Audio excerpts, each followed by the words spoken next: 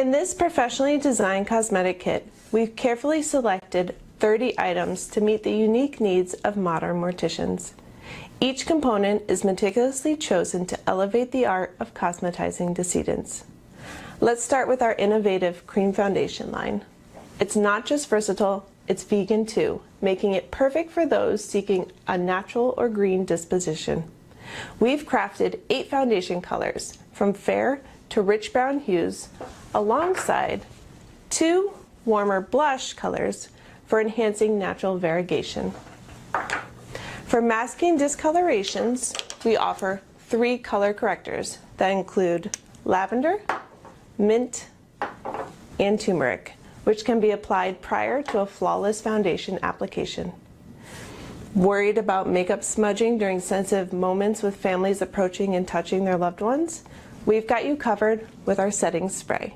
It locks in our cream cosmetics, ensuring they stay put for viewings and visitations. And you know what? Say goodbye to triangular sponges. Our kit includes a dynamic beauty blender for a smooth application, even in hard-to-reach areas. Our natural lip color blends seamlessly with our foundation line, offering a matte finish that suits all genders. Easily gloss it up for a more vibrant or healthy look. Our eyeshadow palette features natural skin and hair colors, ideal for restorative touch-ups and enhancing natural features. We offer a wide range of brushes, designed for comfort and convenience, ensuring your varying needs are met. And precision is key. Our eyebrow razors assist with shaving hard-to-reach hairs, reducing razor burn and facilitating dermaplaning. Tech Bond and Aran Alpha are here to save the day, offering quick drying solutions for your glue needs along with versatile restorative applications. Our metal instrument kit includes spatulas, an aneurysm hook, and sharp scissors, ideal for intricate work and hairstyling. Achieve hairstyling perfection with our parting comb, designed with a sectioning end for creating various styles and updos. And our nail board isn't just for nails. It smooths out dried tissue, essential for restorative work. And keep your brushes clean with our washcloth, also handy for testing your airbrush system. And protect casket liners and fabric with our washable makeup bid, with the dimensions designed strategically to drape over the side of a casket for those cosmetizing decedents within. And all these meticulously chosen items are neatly organized in our versatile and adjustable cosmetic case. It maintains a professional appearance that can be taken anywhere, ensuring you have everything you need to complete your cosmetic work.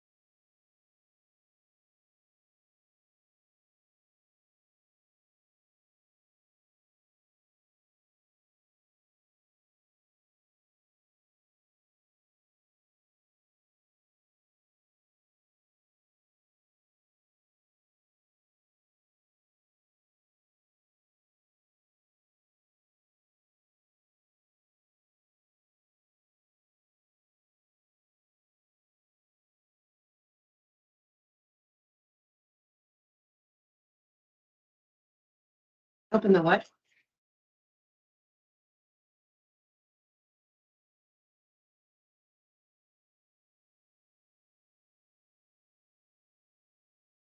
Hi, everyone. Welcome to today's webinar.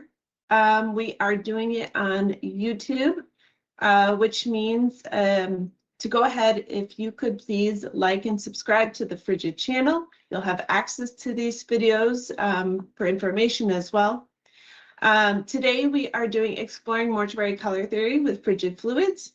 This is a fun presentation that I put together that is partially based on historical context of, how did we get to even considering injecting dye within our preservatives, and then relate it to some of our frigid fluid products that we have today, how to think about arterial fluids a little differently, and yeah, hopefully have a lot of fun. I love this presentation because of the historical context, and I just love nerding out with some of the background history as well. So hopefully you guys enjoy it. And yeah, so we'll go on from now. So historically, when did embalming purposefully include dyes? From ancient cultures, embalming spread to Europe was more widespread, starting at about 500 AD.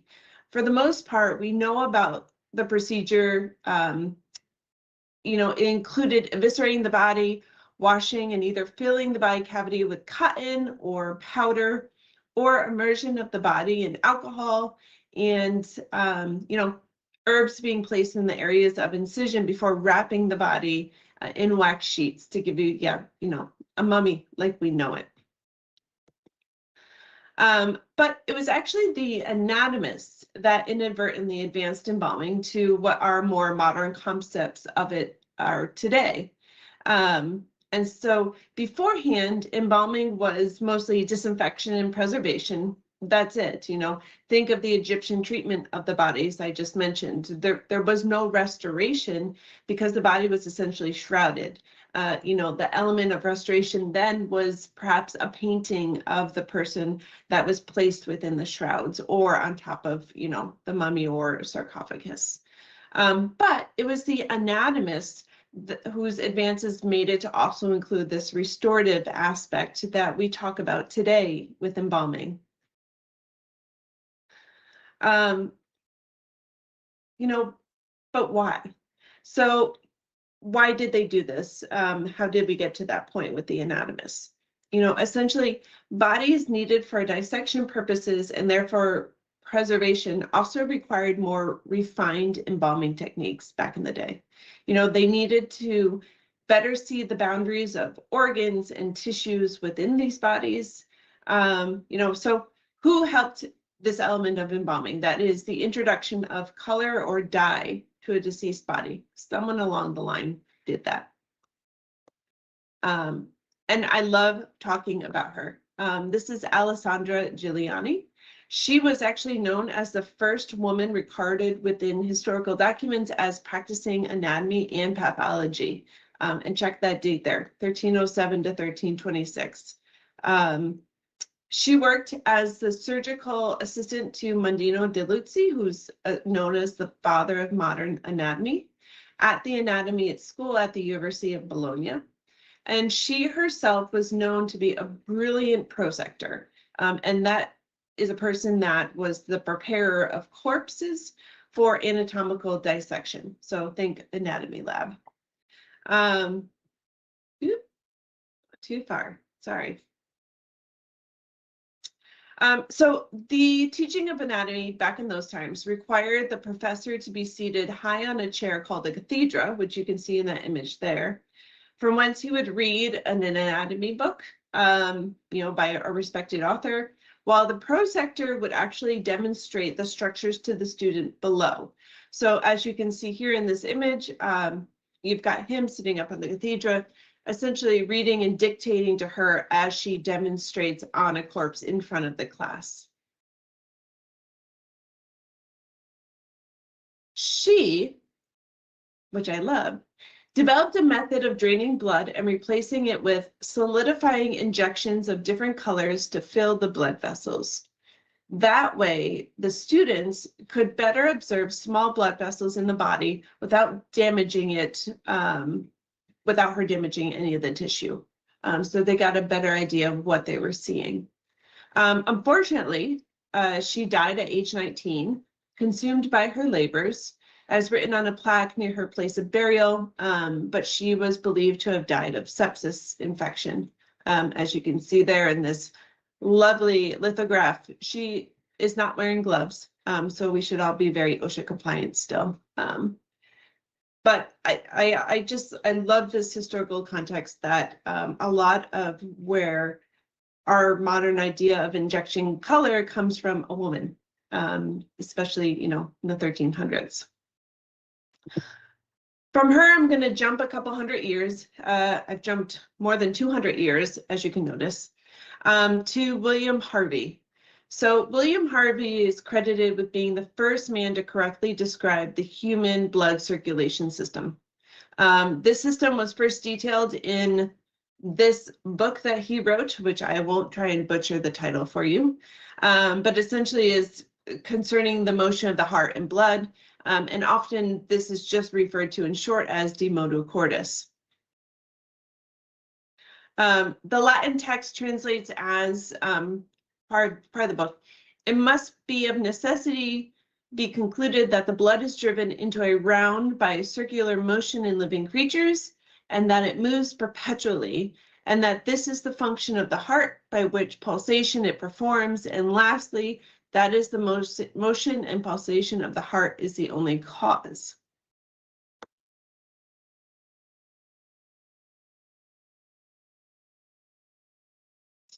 So the University of Leiden, or the Leiden University Medical Faculty, was essentially famous in 17th century Europe.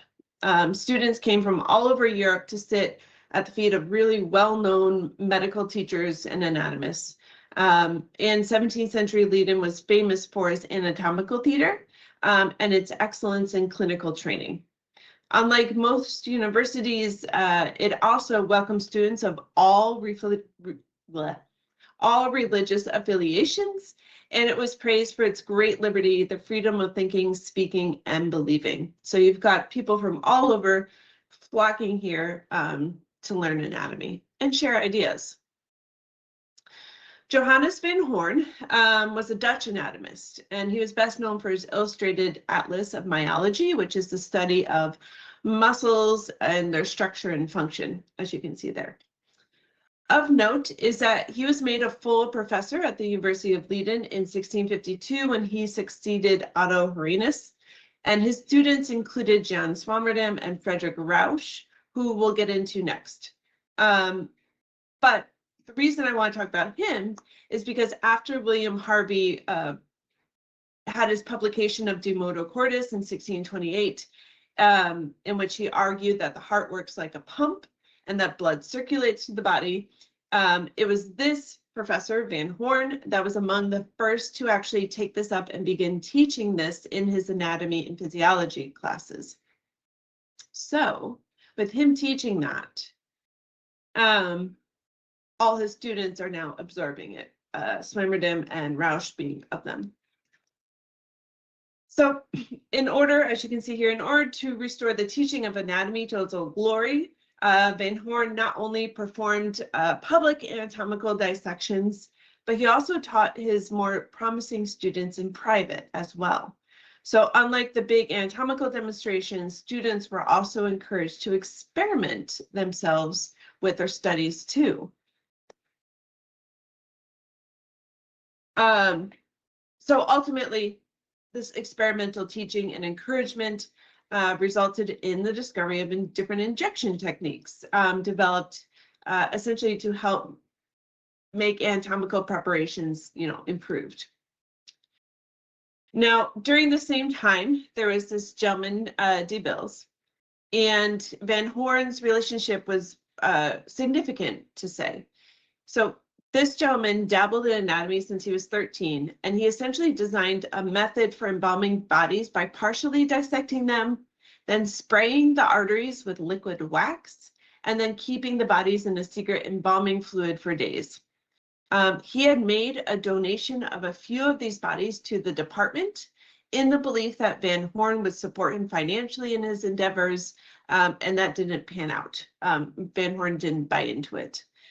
So rather than sharing his knowledge of embalming and preserving bodies, he wanted to make a financial gain from them. And what he would do is he would sell tickets for the public to witness his embalming. And this is very similar to Richard Burr actually doing this during the Civil War. You know, and now we see in modern times on social media, people gawking for clout and stuff by showing stuff like this that's not appropriate. Anyways, I mentioned him because at the time, like this guy was the anatomist that all the students knew about and aimed to achieve his success by trying to figure out his riddle of preservation, even though his heart wasn't truly in the scientific community. It was all for self-gain. So like I mentioned, Swammerdam was one of Van Horn's students. He was actually known as the founder of pre-formation theory based on research of insect and frog development. Pre-formation theory was a popular theory with organisms that they developed from actually miniature versions of themselves. And it didn't actually end until the 1820s when embryology was developed by having new microscopes at their fingertips. So why the hell am I mentioning him if he just studies bugs and frogs and thinks everything's mini? Because he was actually the one to begin injecting wax within specimens by way of copper syringe. He was the first person to use a copper syringe to do this. And for anyone that has seen this famous painting, I feel like a lot of people know this painting. This is him creeping in the background right here. He is actually part of this. Now, Friedrich Rausch was a classmate of Swammerdam at the University of Leiden Medical School, and he was actually a growing rival of de Bille's. So, lots of tea going on here, lots of drama. But his specimens and preparations survived hundreds of years, and they, at the time, were also believed to be works of beauty. The first time that the general public could see human internal organs was actually at an exhibition that he set up. It was he that took the anatomist's goal of simply gaining knowledge and expanded it into beauty within his museums of specimens. And I really love this quote. Rausch's mummies prolong life, whereas Egyptian mummies only prolong death. And I attribute this to how he thought about bringing lifelike appearances back into these specimens, not only with intrinsic dye and coloring, but also the addition of the cloth, as you'll see, and we'll get into that later. So this is one of his specimens. What he would do is he would dye white wax red before injecting it into a body's arterial system. By adding the dye, he was able to partially restore a lifelike tint to the bodies and organs. And he was aware of Swammerdam's injection method with the copper syringe and aimed to improve on it. So, Swammerdam didn't gatekeep by using the copper syringe. It was encouraged to use. So the red wax was actually cinnabar ground down to pigment known as vermilion. And the reason I mention that is because, this doesn't look very lifelike to you. It looks very dark. However, vermilion darkens over time, which is why the specimens are either, dark red or burgundy now, but they used to be bright red. So that brought about the lifelike color. Jumping to Albinus, he also later attended Leiden again, though afterwards obtained instruction from Rausch, of which you'll begin to see the influence soon enough. So we're going from Van Horn, Swammerdam, Rausch, and now to Albinus. He was convinced that the construction of the human body had to be understood by the anatomist in a way that an architect also knows the structure of the building from within. So in this, he followed the structuralist approach, starting with the skeleton as the basis of all human bodies. It had to be carefully depicted at first because the muscles could be projected onto it. Subsequently, in further steps, the muscled skeleton could be given viscera, finally arteries, veins, nerves, etc. So built up over within. And to give you an idea of their works, so you can see the influence from Rausch, One of Rausch's specimens is on the left, and one of his specimens is on the right. Again, that introduction of lifelike color in the clothing. Burgrave. So we are jumping ahead in time again. He was actually a Belgian anatomist that was also inspired by Rausch. So he also searched for years for a preservation method that could equal the results of Rausch. Inspired by an encounter with some lifelike preparations in the Netherlands, he actually devised a procedure that he felt matched that of Rausch. With the assistance of his aide, he found a way to inject anatomical corpses with colored gelatin and then conserve the preparations in a soured alcohol. So it was a different method of preservation and adding color. They added over 1,000 specimens to the University of Ghent's anatomical cabinet, but only a few preparations from the original collection have survived to this day. One of them is actually this newborn child dressed in a christening gown, which you'll see here. And this is one of his most well-known specimens too. I apologize, the image is grainy. There's not a good photograph at this point. I'm sure there has been much restoration work done on this since then. But at the time, this preparation received considerable attention in the 19th century medical press. Its natural skin tone and the rosiness on the cheeks and lips were particularly spoken about, which again is hard to see in this image. The quality of the skin was said to give in the preserved body the transparence of life and suggested the bodies were at peace. Its lifelike appearance caused many to recall the work of Rausch, an association that Burgrave was really happy to be, compared to. And indeed, like Rausch, he adorned his preparations with textile decorations, which you've seen, partially because they helped hide incisions, so smart there, but also by dressing the child in a white gown, he aligned the preparation of the child with contemporary funerary practices. And back then it was for infants to be buried within their christening gowns. So the dressing of the specimen softened the harsh reality of death and simultaneously made this corpse into an aesthetic object. In 19th century funeral rites, more attention was paid to the body integrity of the deceased. As there was a cultural shift towards an individual relationship with the dead, these anatomists and medical students at European universities developed new and more efficient ways to conserve the corpses for use in their studies. Their desire to halt decay did not exclude their desire to beautify the corpse, but these new conservation methods overlapped with the aesthetic methods that the upper class mourners were starting to use and look for in funerary practices. And at this point, enter Ganal's work in France, though not today. We're going to stop there. And so during this whole time, a span of a few hundred years, not only do you have the copper syringe, but you've got other scientific instruments that are also being improved, such as the cannula. So this kind of brings us up to present time today. And also to plastination. We've got Alain, if anyone knows Alain in Belgium. These are some of his actual specimens, which I got a picture of him showing off. But essentially, plastination is the highest that we've arrived to today to reintroduce color and preserve specimens. However, it also brings us to more modern embalming chemistry. And so this is where I like to segue it into talking about how we use intrinsic dyes in order to help bring color from within and then therefore do less cosmetics, hopefully. Something I've experienced in the funeral world is that a lot of families are not keen to choose embalming because they associate it with poor cosmetics from someone they've seen long before. And so I think one way we can remedy this issue is by continually educating ourselves and thinking differently about how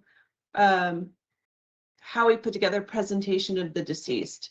And I think if we are embalming, one way that we can do that better is by using intrinsic dye to our advantage, so that everyone looks more lifelike, kind of like those anatomical specimens that we saw. So our hue, our skin color, our foundation colors vary tremendously. And we can't rely on our ethnic or racial backgrounds for that. One thing that I like to teach about is the Munsell color system. This was developed by Albert Munsell to actually better and more accurately describe soil samples. But I love it because it's a more inclusive color wheel as we attempt to reestablish natural color in our decedents. It includes, not just the color wheel of, opposite colors, but it also talks about the value of color as well as the increasing chroma, or similar to saturation. And for us, that's important because at death, we deal with pallor mortis, and everyone, pretty much drains of color. So how do we reestablish that if we're embalming? If you break down that amazing disco ball, the Munsell color system, this is essentially what it looks like. And sometimes it's described as the Munsell color tree, where you've got the value as the trunk in the center going from light to dark. You've got different branches around of the different colors.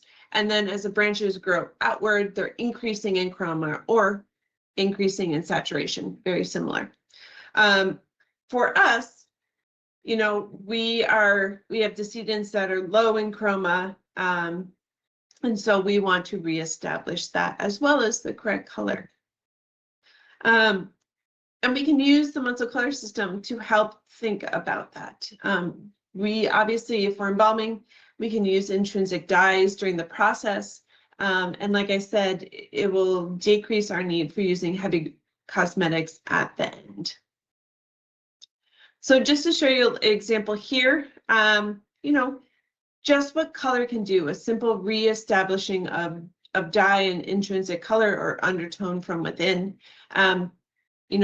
This person, obviously pallor mortis, but we also have cyanosis in the fingertips.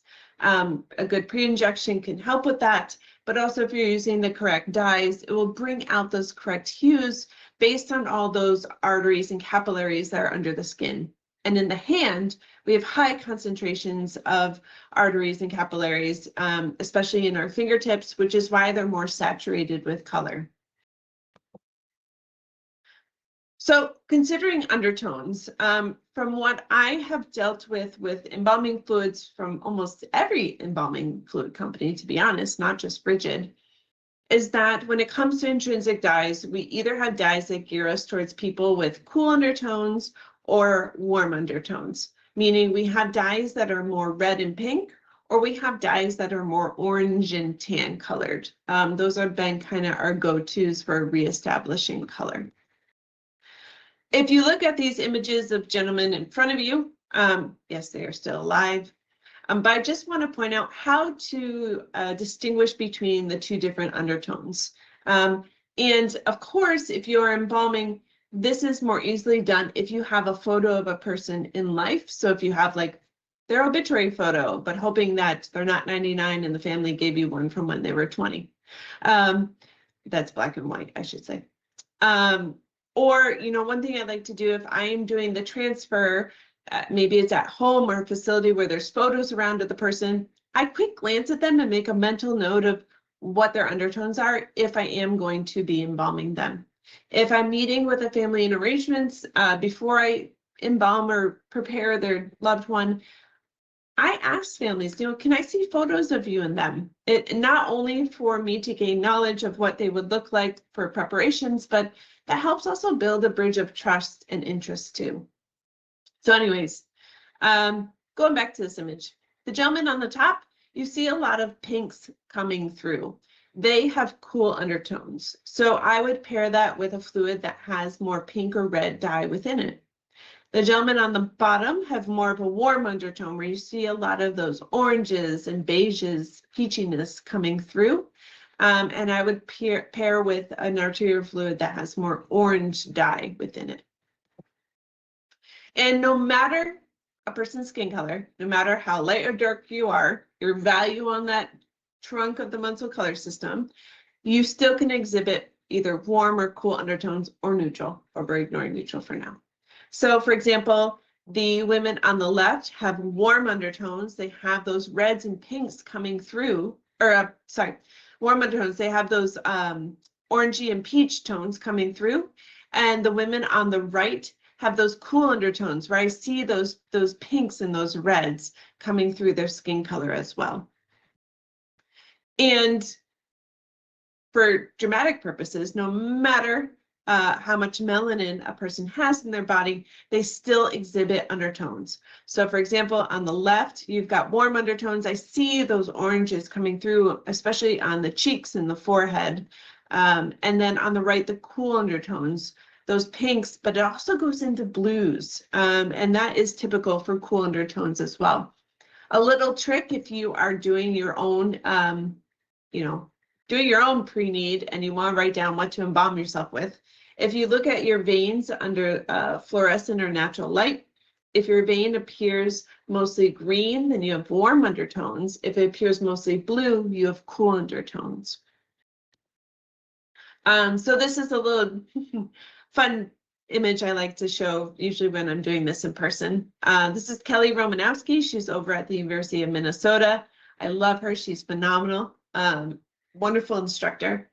And she is my complementary example with myself on, we would be, when we're embalmed one day, maybe, I don't know if Kelly's going to be embalmed, but if we are embalmed one day, both of our fluids are going to be very different on the intrinsic dye because Kelly is very cool undertoned. You can see a lot of those pinks and reds coming through her skin, not just her hair.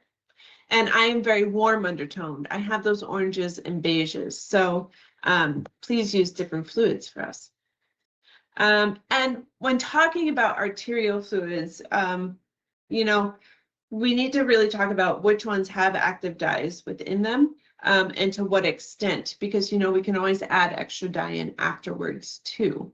And so when we're, doing our pre-embalming analysis and considering everything that we might need chemically for a decedent based on maybe how they passed, maybe how much time has gone by since they passed away, maybe the condition of their body, have they been refrigeration or not? Have they been frozen or not, etc. Obviously, we're going to think about the chemicals and use our knowledge with the SDS sheets.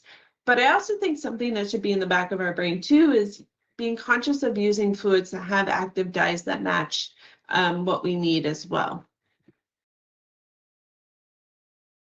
So for example, if we go back to this stream of women, if I need to use a medium index fluid on any of these individuals, and I had both natural tone and X20 on the shelf, and there was nothing too out of the ordinary or crazy going on where I had the liberty to pick between these two fluids.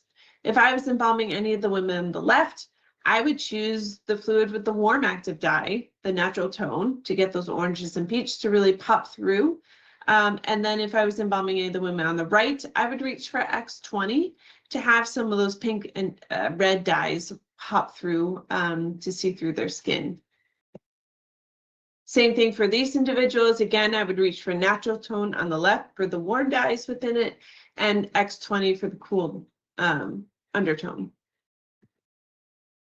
Okay, so let's go through which arterials are essentially our warm arterials.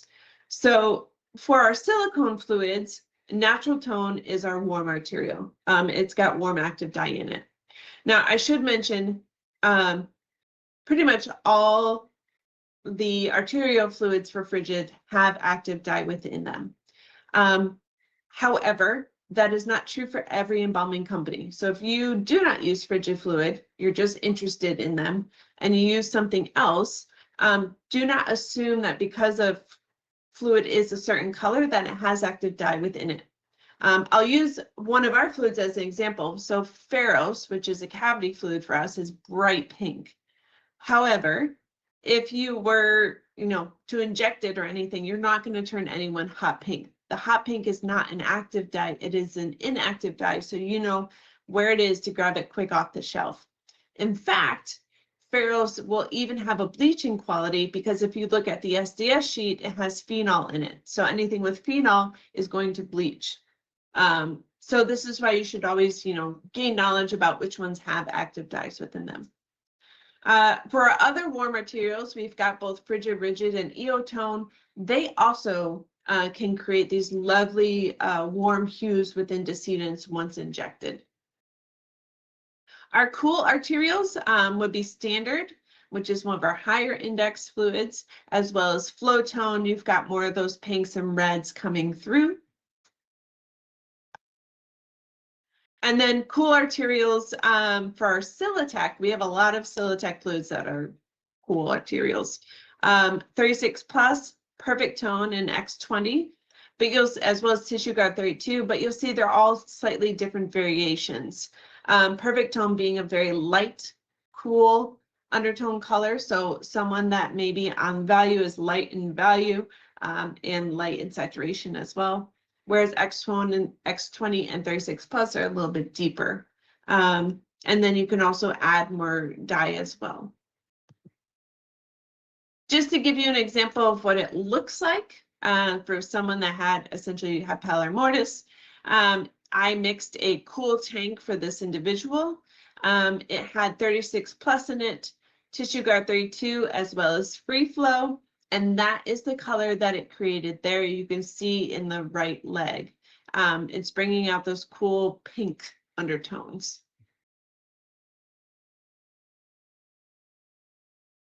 This is one of the additional dyes we have. This is rose color tone dye.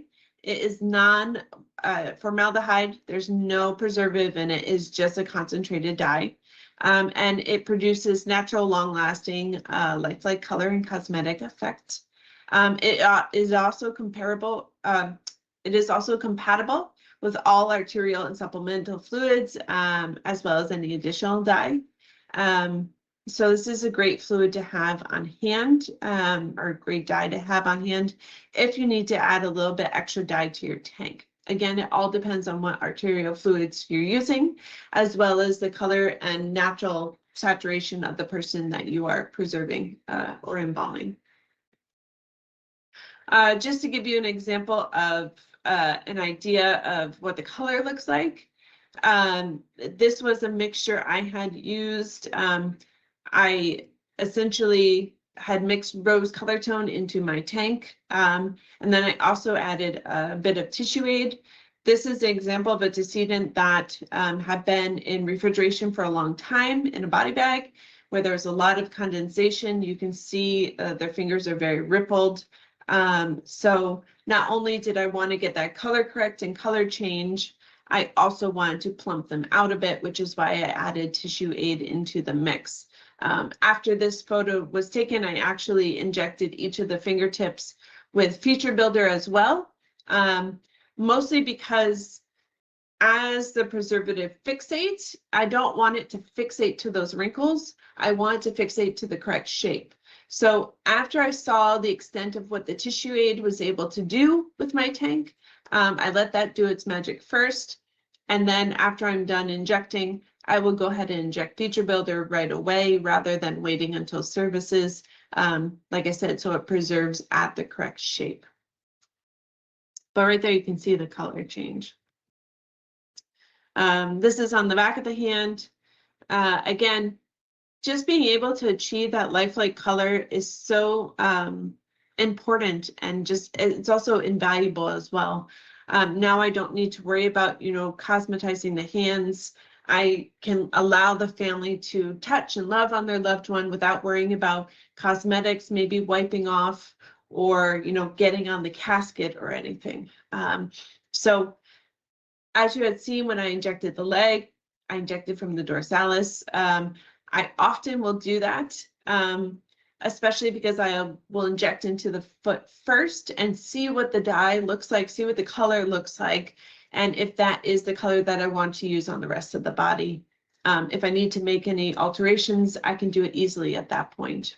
And big win for the Frigid embalming machine. I'll just shout out to that for a moment. With the homogeneous mixture as I'm injecting, I know that whatever color or dye I have in my tank, it will be homogeneous throughout the body. So if after I inject the foot, I'm like, oh crap, I need to add a little bit more red dye, and I add it in, I know that it will be added throughout the entire mixture and not just what I inject at the beginning and then it dissipates.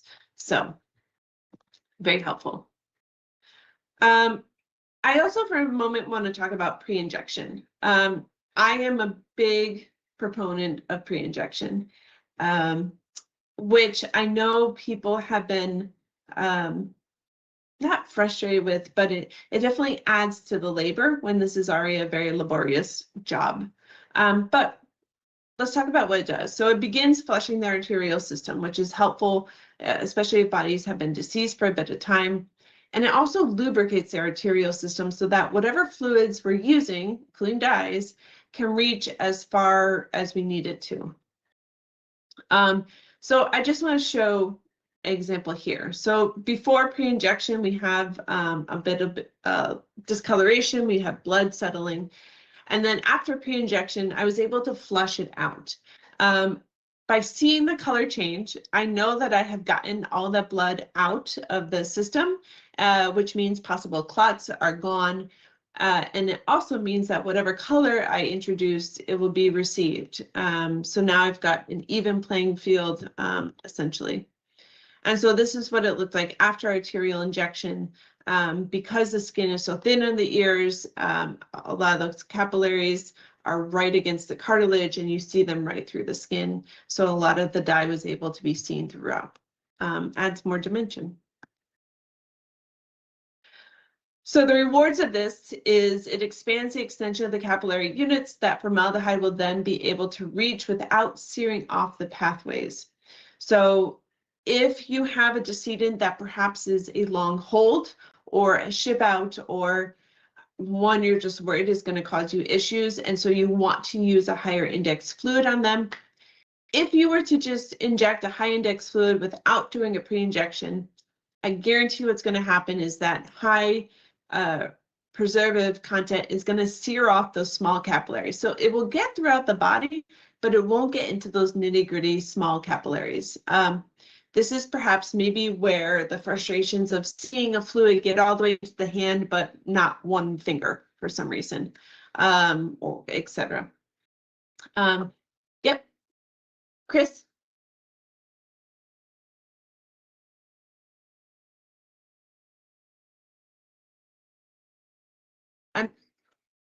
I'm sorry, Chris, I don't understand what you were saying.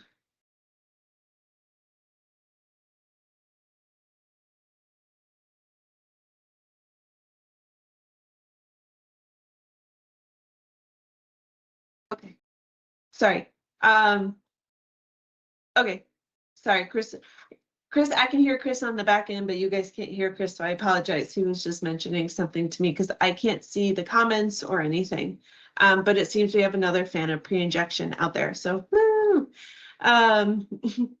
It also, I mean, it clears discoloration such as lividity as well. Yeah, you can also, I mean, you can do a lot with it.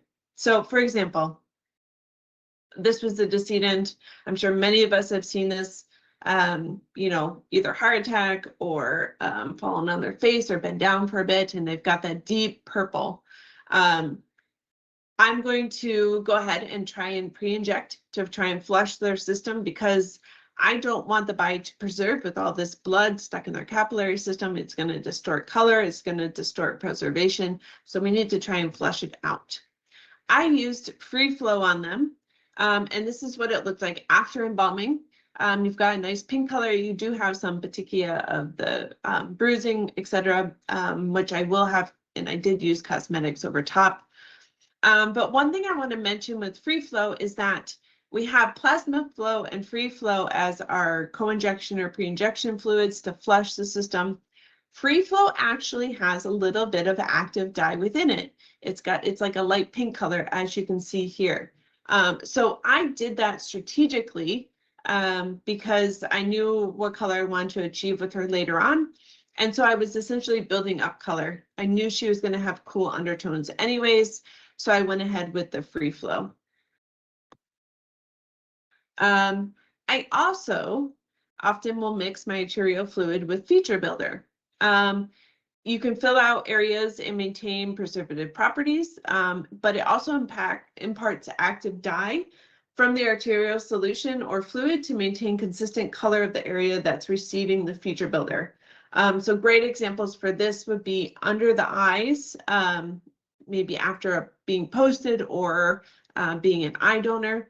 I'll go ahead and I'll take a syringe full of my tank fluid, mix it in a cup with some feature builder, then pull that up into my syringe to inject.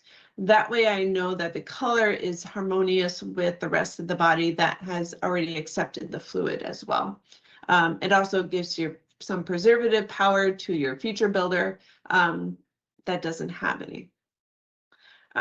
So here's an eye donor, for example. Before embalming, this is what they looked like, and after embalming, you can see that color change. This was a decedent that I also injected under the eye with feature builder.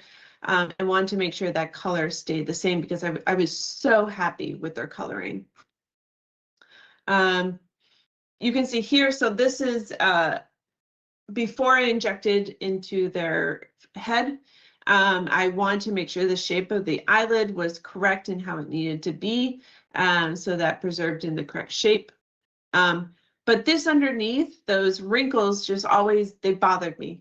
This was a younger individual. They did not naturally have wrinkles there. It was a byproduct of the procedure. And so I wanted to fix this for the family. The way I did this is I actually mixed feature builder with natural tone. Natural tone was the main fluid in the tank I used on the decedent. Inject into syringe. You can see there, I'm just injecting underneath the eyelid, the mixture of the two. And this was the result. So the wrinkles for the most part went away. And to me, it looked much more natural to the photo of the person that I was restoring. Again, thanks to the anatomist for bringing in that restoration aspect to embalming, color, but also shape. Which brings us to the Frigid cosmetic kit. So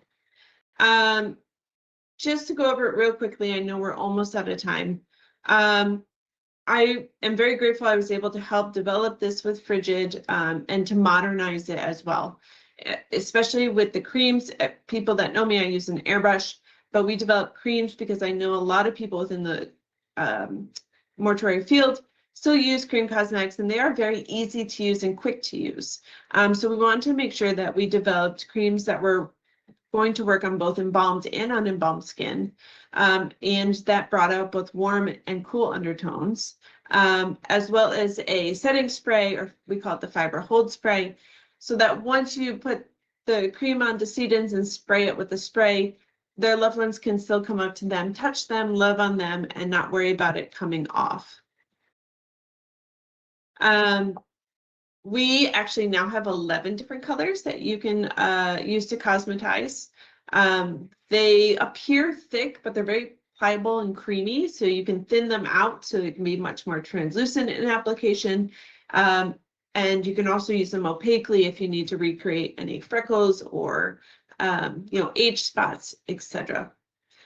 They are water soluble, which makes them ideal for working with both dry and oily skin. Cue the unembalmed decedents that you might get. And they are also 100% vegan, which I'd love to point out for anyone that is going towards natural burial. You can help promote it with your natural burial families as well. And it mixes well with our matte lipstick for lips that have a lot of pigmentation in them. So just to teach a little bit about different skin colors, we mostly have different skin colors because our melanocytes produce different amounts and kinds of melanin. So we've tried to have a full range of skin colors when it comes to our cosmetic. Like I mentioned, we've actually added 3 more. And I love this image here because the person on the top has cool undertones. You can see those pinks coming through. And the person on the bottom has warm undertones. You see those oranges coming through. And so just by seeing our cosmetics on the 2 different types of undertones, you'll see how the colors look different. And so this is mostly distress, it really is important to reestablish those undertones from within if we are embalming, because it will have an effect on the cosmetics afterwards as well. I do live mixing webinars, which I think the next webinar I do coming up will be one of these, where essentially I will have one of our green cosmetics and mix it with our advanced color correctors so you can see all the different skin colors you're able to achieve. Now, unlike other mortuary companies, Brian listened to my crazy idea to have, hey, let's have a jar of blue and green and orange and red so that we can make any color. And it's paid off. I know several people that have used the advanced color correctors. If they need to get a shade, you know, that's different than what we have available. And we can use our knowledge of what we had in mortuary school of complementary colors in order to get, you know, warm or cool versions of a skin color using our cream foundations with those color correctors. So for example, if we have a neutral brown or, you know, our Castle Earth color, if we add warm to it, it's going to become orange to it, it's going to become warmer. If we add some of the blue to it, it's going to become a cooler brown. And so I've got a nice video up on my Instagram showing this simply, as you can see there, mixing, like I said, the orange with, I think I used light beige. I used light beige there by making a warmer and cooler version of it. You can see in my hand, my own skin, it changes as well. We've also got regular color correctors. And these are true color correctors to how, if anyone deals with makeup in the real world, they are more translucent rather than opaque. Something I've noticed in our mortuary field is that even the color correctors, like the cosmetics, were very opaque and thick. And so when you're trying to cover up a discoloration, rather than that discoloration color, now you've got a bright green or a bright purple, and that's not helpful. The color correctors should be translucent because when you put them over the color you're trying to correct, they're supposed to naturally blend together and tone down. So we've got mint, which neutralizes red. We've got lavender that neutralizes yellow and dullness, and we've got turmeric, which neutralizes purple and dark spots. And I should also mention, I should change the slide, the orange from our advanced color correctors. So if you have someone with light skin tone, little melanin, and they've got bruises, you're going to use the turmeric or yellow. If you have a decedent that is heavily melanated or brown, dark brown in skin color, you're going to actually use orange to neutralize purple, not yellow. So there's our orange from our advanced color correctors. We've got these images on our website if you ever want to refer back to them, but essentially it just talks about how to blend them over those areas of discoloration to tone them down and neutralize them. So this, for example, is using green, our mint green over red. Here, great example of natural decomposition. You've got postmortem marbling, you've got the bright red. Just by doing one layer of a color corrector that's translucent, look how much you've already toned down that red. If you have a quick viewing, you got to do stuff quick, and this is all you could do. If you were then to place this person under maybe your lights of a viewing room, etc., this would look much more natural and less traumatizing to a family. Of course, though, I airbrushed, so this is how far you can actually get. We also have a beauty blender along with our amazing brushes to apply to the area and blend it out so there's not a harsh line before you spray with the setting spray to lock it in. And then once that's dry, you can go ahead with our foundation colors and build over top. When I am teaching mortuary color theory to my interns, apprentices, etc., there are 4 areas that I like to just pay special attention to in order to color variegate. And color variegation, the term variegation actually relates to different zones of colors within a leaf. But when I was studying under Verney Fountain, he used the term variegation for the different areas of our face that has different colors. We're not just one flat foundation color, especially if families are asking for a natural appearance of their loved one. So the eyes, the nose, the ears, and the knuckles are 4 different areas where we can color variegate, whether it's going to be more of a warm color coming through the surface because maybe there's a lot of capillaries, such as that nose there. You can see the capillaries wrapping around the wings, or those capillaries on the cartilage of the ear where their skin is very thin. Again, you're going to see a lot of those warms coming through, or darker versions of their own skin color as well. You see that there with the knuckles. We've got 2 different blushes with our cream foundations. One is much more muted for a lot of those decedents where maybe, their skin color, the value is much lighter. So you don't want to add a lot of dark red. You want just light color variations. That's our rose taupe. And then Peony Pink is a much more saturated blush. You really only need a little bit, but it easily blends into color just to add some of the variegation. We also have a natural lip color in matte. We did it in matte so that you can gloss it up to make it shinier if you want, either with Vaseline or a gloss on top. But especially for men's lips, it won't look like they're wearing lipstick once you apply it. So the matteness really helps. It also blends really nice with our cream foundation line. Just to show an example here, a before and after of what it looks like once applied with a brush and then blended along the line with the Beauty Blender. It looks very natural. Does not look like he's wearing lipstick. And then aside from our full kit, which actually you can get everything a la carte as well on our website, we also have 2 different starter kits. We've got a light tone and a dark tone starter kit. But again, you can always add to it and build to it. These kits are great for if you're just coming out of mortuary school and starting to build up your own stuff. You've got a little bit of everything in there just to get you started. And like I said, you can add in the color correctors or other foundation colors, but still comes in a nice case that is much more professional than having a tackle box. And then that is it. So I'm not sure if anyone has any questions. Chris behind the scenes is able to read the chat box for me because I can't see it. But happy to answer any questions, or if you want to reach out by email or social media, you can. If you want any samples of our foundation line, I've got 2 different samples, one of the cream foundation and one of the turmeric color corrector. I'm happy to mail to you, so you could always email me a good address to mail you some samples, and happy to get them out to you.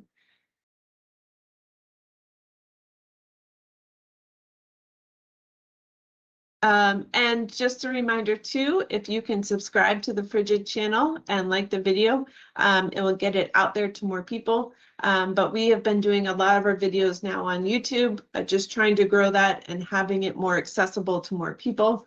Again, we just want to get the information out there, educate people on best practices and ways they can take advantage of, all the different chemicals and materials they have at their fingertips to best serve families.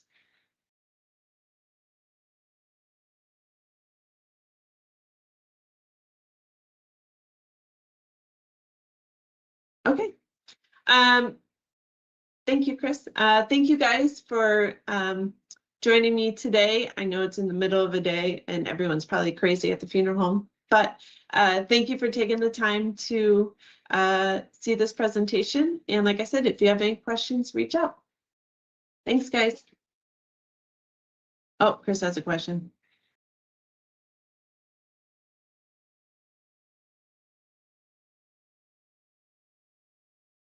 How much feature builder to 2 gallons of fluid? So I don't put feature builder in my tank. If I need to feature build an area of the face or the hands, I'll have a little cup on the side. I actually cut off the bottom of our bottles because I like the little squareness. So once I have an empty bottle, I'll cut off the bottom and I'll just put some of the arterial fluid in there as well as the feature builder. And I do it about a 50-50 ratio. So 50% tank fluid or arterial fluid to about 50% feature builder, mix it up and then pull it up in my syringe. So I hope that answers the question.